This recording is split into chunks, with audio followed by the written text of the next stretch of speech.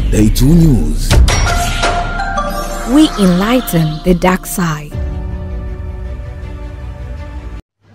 Hapa ni Mwenge, Dar es Salaam, moja kati ya barabara muhimu ambazo zinaunganisha maeneo mbalimbali ya jiji la Dar es Salaam. Ukiwa unataka kwenda mjini ama ukiwa unataka kwenda katika maeneo mengine kama ya Ubungo, maeneo ya Tabata, Mbagala huko, lakini pia ukiwa unataka kwenda maeneo ya Mikocheni mpaka Mbezi Beach, lakini pia inatoka mpaka kwenda Bagamoyo. Na hii ndio hali halisi inavyoonekana asubuhi ya leo, ikiwa ni Oktoba 29 mwaka huu wa 2025, ambapo ni siku maalum kwa ajili ya zoezi la kupiga kura. Lakini mengi yalisemwa na haya na yale, kwamba huenda kukawepo na maandamano, watu wakipinga baadhi ya mambo ambayo yalikuwa yanatokea. Lakini unaweza kaona mpaka hivi sasa ambako ni asubuhi, hali inaonekana iko vizuri katika mita hii.